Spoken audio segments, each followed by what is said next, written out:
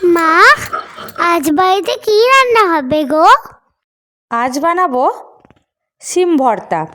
দেখবি কত সুন্দর হয় খেতে। এখানে খানিকগুলো সিম নিয়েছি, প্রায় 250 মতো হবে। সিমগুলো এইভাবে দুদিকটা কেটে নিতে হবে, আর এই যে মাঝখানে যে শিরাটা থাকে এটা কিন্তু ফেলে দিতে হবে।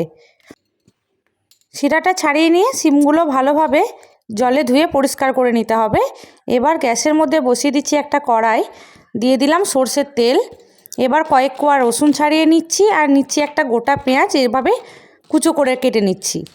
3টে শুকনো লঙ্কা তেলে ভেজে নিয়ে তুলে রাখবো। এবার দিয়ে দিচ্ছি 1/2 চামচ কালো জিরে। কালো জিরেটা দেওয়ার পর দিয়ে দিচ্ছি কয়েক কোয়া রসুন। এবার পেঁয়াজটা দিয়ে একটু ভেজে নিতে হবে। এবার সিমগুলো দিয়ে নিয়ে সামান্য নুন দিয়ে একটু নেড়ে নিয়ে ঢাকা দিয়ে দিতে হবে 5 মিনিটের জন্য।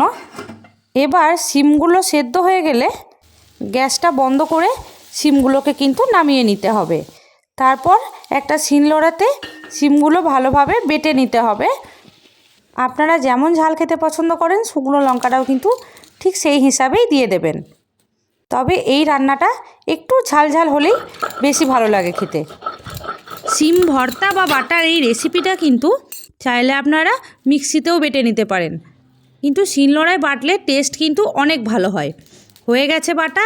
আবারও কড়াইয়ের মধ্যে দিয়ে দিচ্ছি সর্ষের তেল, আবার দিচ্ছি 1/2 চামচ কালো জিরে, সামান্য নুন আর বেটে রাখা সিমটা।